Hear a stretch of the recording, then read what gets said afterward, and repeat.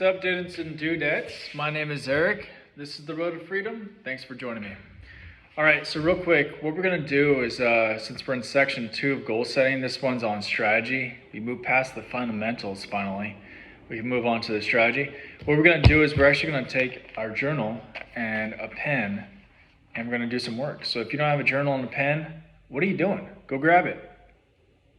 All right, for those of you who aren't slackers, what we're going to do is we're going to talk about something called SMART goals, and then we're going to tie it into our top 10 goals. Okay, so top 10 goals is part of fundamentals. Now we're going to be talking about SMART goals. So what are SMART goals? Quick recap. It's something that's specific, it's measurable, it's attainable, it's reasonable, and it's timely. What is a SMART goal? A SMART goal is I'm going to pick up a pebble by my home every day and place it on my mantle. I'm going to do this for 3 weeks. So that's very specific, it's very measurable, it's every day, it's one pebble, it's 3 weeks.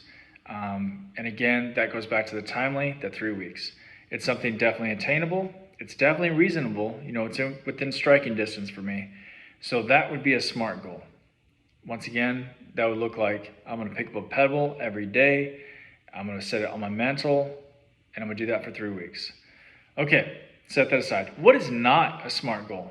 I have 2 in my top 10 that I've been writing down for months that are not in the SMART goals. So we're going to be working on those today.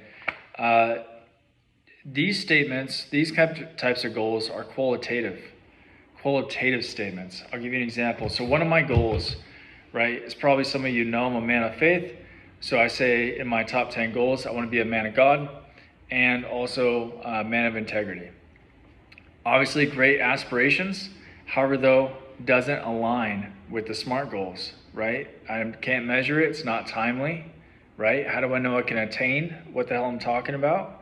And so while it may seem reasonable for me to pursue that, it's not specific either. So what I need us to do is we're actually going to take our journal and our pen, and to get our top 10 goals in front of mind awareness, we're actually going to write them down. So let's do that now.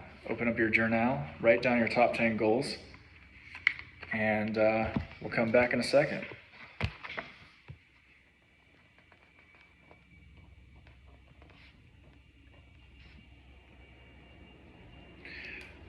All right, I'm just faking it. I've already written down my top 10 goals this morning. What do you think I am, a slacker?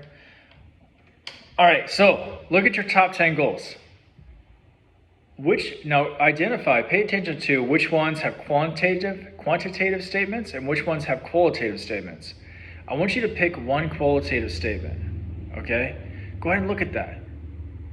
Now, just real quick, ask yourself, hey, am I online with this type of goal? Have I been doing anything about it? Or am I in what's called non-existence, right? Am I not doing shit about it, but I want to start making some moves?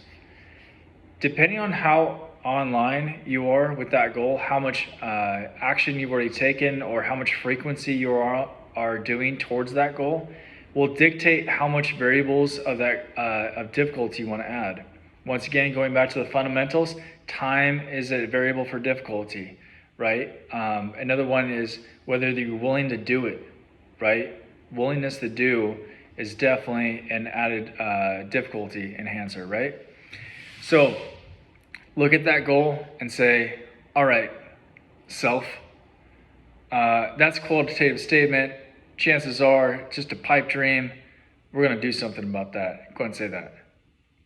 Now you're talking to yourself. Okay, next, what we're going to do is we're going to think, what is one thing that you can do that's going to help you move that ball down the field, gain some momentum, into getting towards that qualitative statement? All right, so you have that thing in mind. I'm picking man of God, right? So that's a qualitative statement. I picked an aspect that I want to increase. My aspect is on lunchtime, I'm going to, pray and read for 15 minutes a day, 5 days a week. And that's what I'm going to be doing. I'm already praying, I'm already meditating, I just haven't been reading, and that's what I'm going to be adding. So go ahead and do that, something like that for yourself. Again, I've been doing this before, right? So I'm just adding in one extra variable.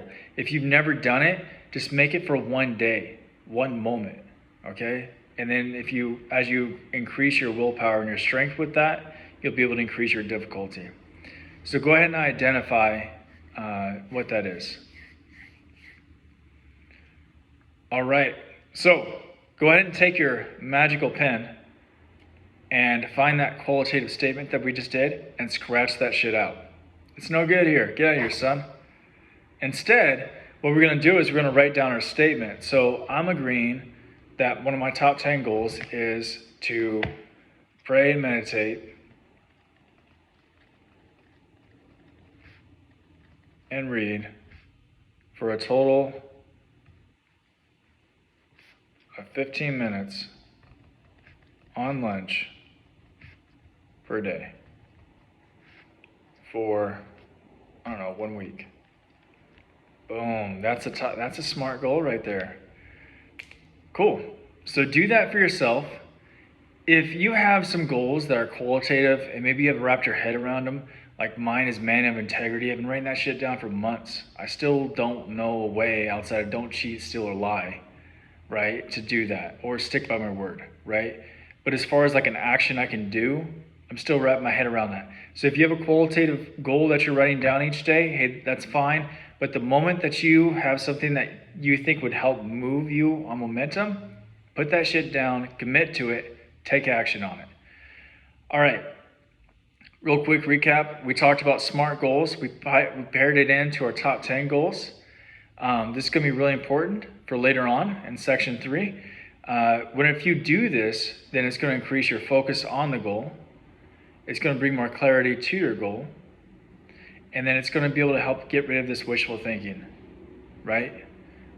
So once again, my name is Eric. This is The Road to Freedom. Thanks for joining me.